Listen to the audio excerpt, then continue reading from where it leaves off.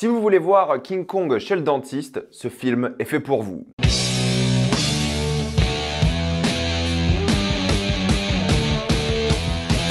Godzilla X Kong, le nouvel empire. Comme d'habitude, jusqu'à la minute indiquée dans le titre de la vidéo, il n'y aura pas de spoiler, on se reste tranquille, après on va tout spoiler. Kong est de retour dans le monde souterrain, dans lequel il cherche désespérément une nouvelle famille, et c'est à ce moment-là qu'il va tomber sur un nouvel antagoniste qui lui ressemble. Malheureusement, il ne pourra pas l'affronter tout seul, et il devra demander l'aide de Godzilla. Mais avant de commencer, j'aimerais remercier le partenaire officiel de cette vidéo, CyberGozepen et ses 38 millions d'utilisateurs, et presque 5,5 sur 13 pilotes. Vous les connaissez aujourd'hui, ils me permettent d'avoir ce travail à plein temps et de vous faire plus de vidéos, mais c'est aussi un service utile. Essayez n'importe quelle plateforme de streaming, que ce soit Disney, Netflix, et vous allez voir un catalogue complètement différent. Essayez au Canada, en Suisse, en Belgique ou n'importe quel autre pays et il y aura une différence massive. Vous allez avoir la VO STFR et même la VF sur des films que j'adore, comme Past Lives qui est disponible sur Netflix, Dune qui est disponible sur Netflix, Kung Fu Panda la trilogie pour vous préparer au 4e qui sort qui est dispo aussi, de Marvel sur Disney+, avec l'excellent Poor Things aussi qui est sorti cette année qui est vraiment génial, Napoléon sur Apple TV+, et si vous n'êtes pas patient, vous avez aussi Max en avance. Vous avez YouTube Premium pour beaucoup moins cher aussi, c'est beaucoup mieux d'avoir YouTube sans publicité, ça a changé ma vie pour le coup. Prenez un pays de l'Union Européenne qui l'a pour moins cher, la Roumanie, la Bulgarie, ou même au-delà si vous voulez, comme la Turquie, l'Argentine, l'Inde, bref, c'est beaucoup moins cher et pratique. Vous serez en plus grande sécurité avec un VPN que ce soit sur la Wi-Fi de l'université, la bibliothèque ou de l'hôtel. Vous pouvez partager un compte avec 7 personnes au total, c'est disponible sur tous vos appareils préférés, c'est super simple d'utilisation, franchement en quelques clics sur n'importe quel appareil, ça peut le faire sans problème, vraiment c'est top. Vous pouvez essayer par vous-même car vous êtes satisfait ou remboursé sous 45 jours et vous avez une assistance technique en français 24h7. Utilisez le lien dans la description et dans le commentaire épinglé afin de vous abonner à CyberGozepen et bénéficier de 83% de réduction plus 4 mois gratuits. Foncez sur l'offre. Kong X Godzilla est le nouveau film dans le Monsterverse qui a commencé en 2014 avec Godzilla qui était vraiment pas mal, un bon divertissement, il y a une vraie proposition cinématographique en soi. Mais tu vois que le Monsterverse avait deux ambiances complètement différentes parce que juste après sort Skull Island qui est pas du tout dans le même délire, que j'avais pas vraiment apprécié honnêtement, mais il faudrait que je lui redonne une chance. Peut-être maintenant que j'ai plus ce second degré, je vais l'apprécier. Et j'aime beaucoup King Kong, voire le pseudo de la chaîne. Mais le film qui a tué cette saga déjà, c'est Godzilla 2, qui était vraiment un enfer, vraiment horrible je trouve. Ils ont essayé de reproduire la magie du premier, mais c'était complètement raté. Et là pour la saga, ils se sont dit ok, on va tenter le rigolo, le débile. Bim, Godzilla versus Kong, que moi j'avais plutôt bien apprécié, en mode plaisir coupable, parce que je trouve pas que c'est un bon film en soi. Objectivement, je trouve que le film est assez mauvais, mais en tant que plaisir coupable, c'était un film qu'on a vu durant le Covid à la maison. Ça faisait du bien, je m'étais éclaté, il y avait quelques idées intéressantes tout de même, il s'éclatait un peu avec le concept, bref c'était rigolo. Et le film d'aujourd'hui est la continuation directe de celui-ci avec le même réalisateur, Adam Wingard, qui on se demande vraiment s'il réalise le film ou si le film n'est pas fait par une boîte d'effets spéciaux, mais on en parle après. Et il y a aussi eu la série Monarch, Legacy of Monsters, qui était pas mal, divertissante, ça se regardait bien. Mais ce qui m'a un petit peu surpris avec le film d'aujourd'hui, c'est qu'il ne coûte que 135 millions de dollars. Tu t'attends à ce que ce genre de film coûte 200 millions, 250 aujourd'hui, mais 135 millions, c'est pas mal en soi. Ça lui donne une chance peut-être d'être plus ou moins rentable, même si je me demande à quel point ce film va cartonner. Peut-être en Chine il va cartonner pour le coup, parce que je sais que le marché chinois aime beaucoup ce genre de film. Mais globalement, c'est une bonne chose que ce film coûte pas 200, 220, 250. Après, vous allez me dire, c'est un film sans trop de célébrités vraiment connues, et c'est surtout un film d'animation. Parlons de ça, de la technologie, 40% du film, je dirais à vue d'œil, peut-être 30%, un peu moins, et en full animation, full CGI,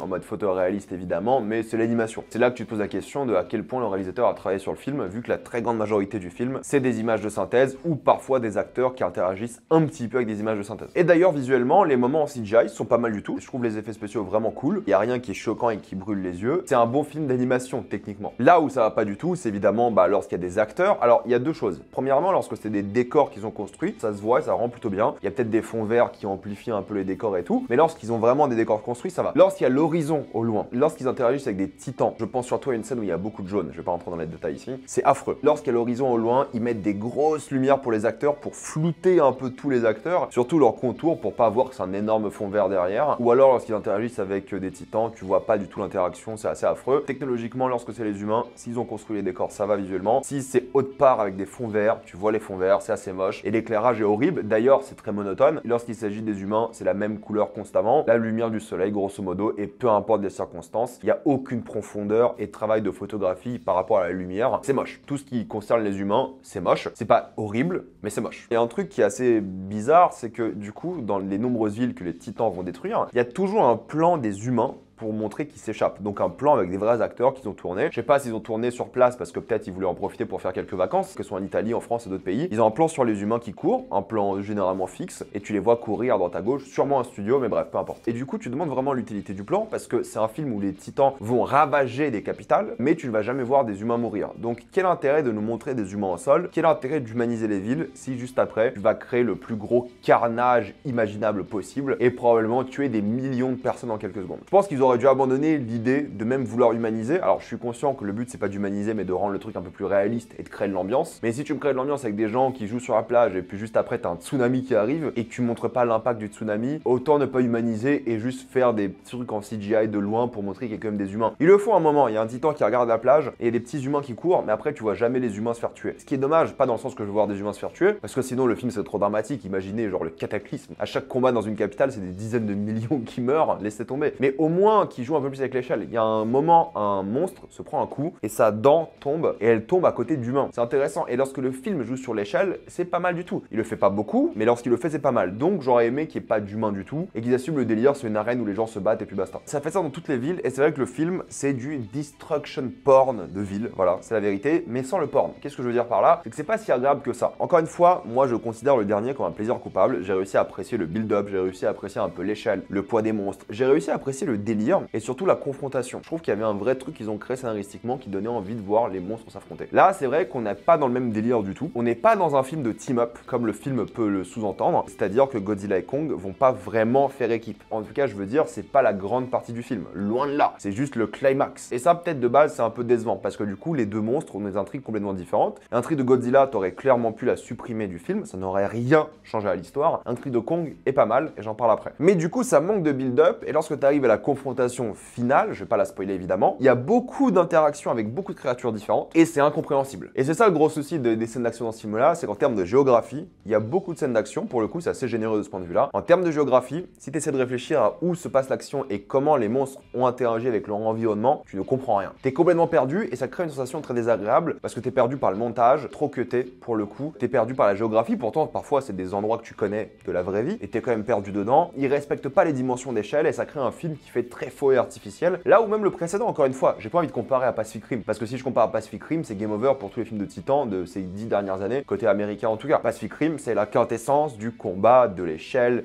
de la réflexion sur la taille et tout, bref, c'est génial. Mais même le précédent, je trouve qu'il y avait un peu plus de travail sur ça. Là, le climax, je vous jure, déjà incompréhensible et constamment perdu dans la ville finale. C'est un vrai bordel, tu comprends rien, tu sais jamais où sont les différents monstres et tout, c'est vraiment hyper compliqué d'être investi scénaristiquement. Et c'est même pas rigolo parce que du coup, tout fait hyper faux et le fait d'avoir acheté des humains aide pas parce que tu les remontres quasiment jamais après. Donc il y a ce truc où bien évidemment, je sais que c'est faux. Et bien évidemment, dans le précédent, je savais que c'était faux aussi. Mais dans le précédent, t'avais un truc où il y avait une confrontation entre deux titans, c'était du 1v1 dans une énorme ville. Quand ils détruisaient un bâtiment, le bâtiment il mettait du temps à s'écrouler, Godzilla était lent et tout. Il y avait un poids, il y avait une échelle, loin d'être parfaite encore une fois, et je dirais même assez mauvaise. Mais dans celui-ci, tout ça c'est parti, ça a disparu. Tout le monde est hyper rapide, surtout Godzilla qui est super rapide. On dirait qu'il pèse pas son poids. Et t'es surtout perdu dans la géographie de la scène d'action. Et ça c'est hyper frustrant parce que t'arrives pas à te repérer dans qui fait quoi dans la scène, qui peut interagir avec qui. C'est le bordel. J'ai vraiment pas du tout aimé la scène de combat finale et beaucoup des scènes d'action sont comme ça. Le seul moment où c'est plutôt réussi, c'est lorsqu'ils prennent des monuments connus et qu'ils les détruisent. Parce qu'ils mettent du temps à les détruire, c'est assez lent, c'est plutôt stylé et c'est à ce côté de destruction porn agréable où tu vois genre Rome être détruite au tout début du film. C'est rigolo. Et puis t'as un truc avec le monument justement, t'as Godzilla qui aime bien un monument précis et vu que Godzilla aime bien, le monstre essaie de pas détruire le monument. Et le monstre fait attention et justement, même en faisant attention, elle fait des dégâts au monument et c'est le seul moment du film où c'est filmé de bas et tu vois genre la jambe de Godzilla frôler le mur du monument et quelques pierres du monument tomber et c'est là que tu comprends la taille de ces monstres. Et justement quand des monuments sont détruits, c'est là que tu comprends et que c'est rigolo. Mais ça arrive rarement et ils ont même pas assumé le côté destruction porn au final. Évidemment ils tournent tout en ridicule aussi hein. À un moment il y a Godzilla qui fait un plongeon d'une falaise, c'est hyper drôle mais après ça tease genre un tsunami et tu vois jamais le tsunami. Ils assument pas assez le délire en fait. Et le pire c'est que tout ce qui se passe sous terre dans le monde de Kong du coup c'est la meilleure partie du film mais ça devrait pas parce que le monde est pas intéressant pour le coup et surtout que tu avais le monde entier que tu pouvais détruire au-dessus et ça aurait été beaucoup plus rigolo d'un point de vue filmique. Les passages dans l'autre monde, c'est les passages les moins intéressants de tous les films. Là, pour le coup, c'est le passage le plus intéressant, non pas par l'esthétique ou l'ambiance, mais par le parcours de Kong qui cherche une nouvelle famille et qui tombe tombe sur un ennemi, un nouveau singe du coup, qui est le grand méchant du film.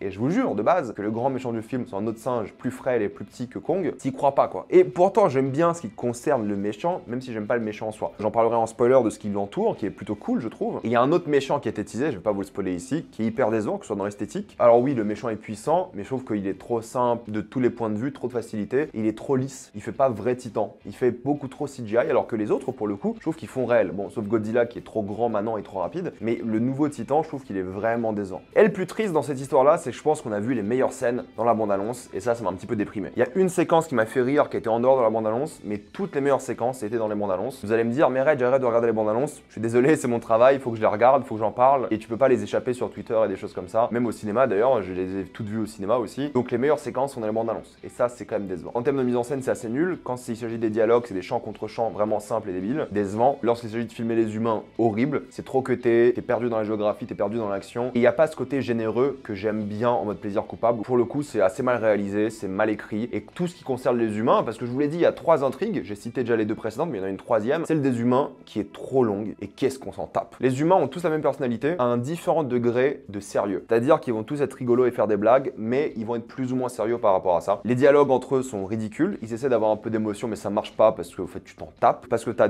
pas passé assez de temps avec les personnages. Ils ont pas été assez bien développés. Ils sont pas développés d'ailleurs du tout. Ils ont pas d'évolution. Mais surtout, qu'est-ce qu'on s'en fout des humains dans ce genre de film quoi. Moi je le dis depuis toujours, hein, ils auraient dû assumer et faire comme Primal, vous savez la série télé, excellente série télé. Ils auraient dû assumer et faire un film muet, juste avec des titans et puis basta. Pourquoi est-ce que je dis ça? C'est que dans ce film là, il y a genre 30 minutes du film qui est comme ça. Genre toute l'intrigue de Kong, il n'y a aucun mot qui est prononcé et c'est la meilleure partie du film. Mais je vous jure, si vous enlevez les intrigues de Godzilla et des humains, vous réduisez votre film à 1 heure, on a le même film, de tous les points de vue. Et je suis le premier à dire qu'il faut tourner des choses, pas forcément pour le scénario, mais pour l'ambiance et la vibe, mais vu que c'est tellement mauvais ces intrigues-là, que t'as juste envie de voir Kong faire des trucs, et après t'as juste une excuse scénaristique pour ramener Godzilla et Kong pour qu'ils fassent alliance, d'où l'intrigue des humains et l'intrigue de Godzilla, mais je vous jure, on pouvait les enlever ou les modifier pour faire un film beaucoup plus court. Ce film n'a aucune raison de durer 2 heures quoi. 2 intrigues sur 3, ils savaient pas quoi faire des personnages, et c'est un vrai problème. Évidemment, il y a plein de facilités, d'incohérences, de bêtises comme ça, mais vu le film, à la limite, on s'en fout. Mais pour conclure, je dois vous admettre, c'était un peu un enfer. C'est-à-dire que je m'attendais au moins à avoir un plaisir coupable, divertissant, sympathique, mais j'ai eu du mal à connecter avec le film parce qu'on comprend rien à l'image. J'exagère quand je dis ça un petit peu, mais c'est déjà loin de la qualité, entre guillemets, du précédent, et c'est surtout too much, sans s'assumer à fond non plus. C'est ça qui est frustrant aussi, c'est qu'ils ont plein d'idées où ils disent, ok, ça peut être rigolo et fun, vas-y à fond. Ils vont jamais à fond dans le délire. Et fatalement, c'est un film que je trouve assez timide, alors qu'ils auraient pu tellement s'amuser avec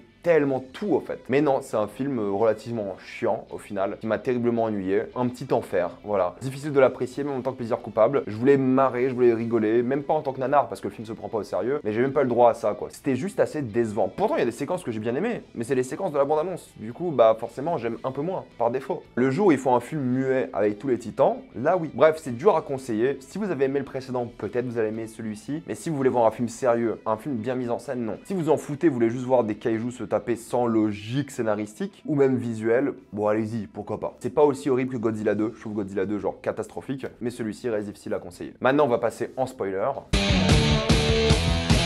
Déjà, quand j'ai appris qu'il y avait un monde dans un monde, ça m'a saoulé. C'était pas assez d'avoir un monde, déjà il fallait un monde dans le monde. Le délire de prophétie, j'en avais rien à battre, c'est juste une excuse pour ramener Mothra qui était mort dans le deuxième, j'ai l'impression, mais bon, peu importe. C'est un autre, on s'en fout, une autre d'ailleurs. L'intrigue des humains, la seule excuse, c'est justement de réveiller Mothra pour que Mothra arrive à convaincre Godzilla d'aider Kong. C'est ça le but de l'intrigue des humains. Et Godzilla, qu'est-ce qu'il fait pendant 1h15 de film ou 1h30 de film? Il va à la salle. J'exagère quand je dis ça, mais le but de Godzilla, c'est d'aller s'armer en énergie nucléaire et énergie solaire. Et c'est décevant parce que même lorsqu'il détruit une usine nucléaire en France, c'est tellement mal filmé de nuit, la séquence de fou qu'en théorie t'aurais dû avoir de Godzilla qui détruit une usine nucléaire quoi. Le délire hyper fun que t'aurais pu vivre. Mais non, c'est hyper raté je trouve. Parce que c'est mal filmé. Pourtant au début à Rome, quand il attaque le crabe géant et il détruit genre des monuments de Rome et il dort dans le Colisée, c'est rigolo. Ça j'aime bien. À un moment je crois qu'il est dans le Tibre, ses écailles sur le dos ou ses pics détruisent tous les ponts et après avoir détruit tous les ponts, Godzilla rentre dans l'autre. Genre ça me fait marrer ce genre de truc. Quand Godzilla fait un saut de Gibraltar, un plongeon ridicule et que tu vois qu'il y a un début de tsunami, ça aurait été drôle d'assumer le tsunami et de voir que ça détruit toute la ville quoi. Je sais qu'ils voulaient pas montrer des victimes humains, mais franchement au moins assumer le délire. Pourtant il y a des idées cool. À la fin quand t'arrives à Rio et Rio qui est tout simplement gelé et la vague de surfeurs qui gèle, c'est stylé, mais après Rio c'est un bordel comme pas possible en termes de visuel. Il y a trop de kaiju, trop de trucs, ça détruit la ville qui a pas trop de marqueurs mémorables je dirais. Mis à part le Christ Rédempteur, bah, qu'est-ce qu'il y a à Rio que tu reconnais toi en tant que mec qui habite pas Rio? Pas grand chose, du coup ça détruit une ville où t'as rien. Même Hong Kong, si tu connais pas la ville, au moins Vraiment, il y avait une esthétique un peu néon, des gratte-ciel stylés, c'est une ville portuaire. Il y avait un truc vraiment cool. Là, Rio, c'est hyper mal exploité pour le coup. Putain, au moins, prends le Christ et tabasse quelqu'un avec, quoi, je sais pas. Évidemment, il y avait un combat obligatoire à faire entre Godzilla et Kong, encore une fois, mais il est rapide et assez rigolo. Et j'aime bien Kong avec le gant de Thanos. C'est marrant, d'accord? Mais je suis désolé, ça aurait été bien plus rigolo d'avoir Godzilla traîné dans le monde inférieur par Kong, plutôt que Mothra qui arrive à le convaincre. Imaginez Godzilla qui se fait traîner comme une merde dans le monde inférieur, là, et ensuite se rend compte qu'il doit faire alliance avec Kong. D'ailleurs, encore une fois, mais quel gâchis, ça aurait dû être un buddy movie, vous savez? Le film aurait dû être Kong et Godzilla qui font équipe tout le film. Ça aurait été tellement drôle et plus divertissant et plus assumé. L'interaction avec les deux aurait pu être hyper drôle, quoi. Que justement, ils fassent équipe, que ce soit sur Terre, dans le monde souterrain et tout le film ou une grande partie du film. Ça aurait été bien plus fun, quoi. Ils arrivent à interagir, je comprends, c'est pas scénaristique, c'est pas le lore, je sais pas quoi, je m'en fous. Faites un truc drôle au moins et assumé, mais là, même pas. Le seul truc bien, c'est justement l'intrigue de Kong, qui s'attache à un mini Kong, qui découvre que la civilisation qu'il recherche depuis longtemps, c'est-à-dire d'autres confrères de la même race que lui, sont des esclaves d'un tyran, sont agressifs. C'est une bonne chose, c'est une bonne idée. Kong, il vit la pire journée de sa vie. Et ça, je trouve que c'est plutôt cool. Tous ces passages avec lui sont muets, et c'est bien. La scène de l'esclavagisme est vraiment chouette, je trouve, en termes de mise en scène et tout. Par contre, c'est vrai, le gros titan, il fait pas si flippé que ça, il est pas si menaçant que ça, même si son pouvoir est puissant. Au moins, à la fin, ils assument le côté que c'est un petit chien, quoi. C'est ça qui est rigolo, au moins ça. C'est rigolo de voir Kong prendre Mini Kong et taper d'autres singes avec. Oui, c'est rigolo de voir les singes qui commencent à pleurer à la fin. Oui, mais il n'y en avait pas assez, je trouve, dans le film. Pas grand chose à sauver dans le film, pour le coup, je suis assez déçu. Même pas en tant que plaisir coupable, j'ai eu du mal à m'attacher au délire. Donc, ça sera sans moi, malheureusement. Bref, mettez-moi dans les commentaires ce que vous en avez pensé. Avez-vous adoré ou détesté? J'ai envie d'avoir votre avis. Comme d'habitude, pensez à vous abonner à la chaîne pour voir les prochaines vidéos. Mettez un j'aime, ça aide beaucoup la chaîne. Suivez-moi sur tous mes réseaux pour plus de débats, critiques, actualités et concours. Et avant de quitter cette vidéo, pensez à utiliser le lien dans la description, dans le commentaire épinglé, afin de débloquer tous les plateformes de streaming en toute accessibilité et sécurité. Tout ça pour 2,03€ par mois, plus 4 mois gratuits. Foncez sur l'offre et moi je vous dis à la prochaine fois. Salut à tous.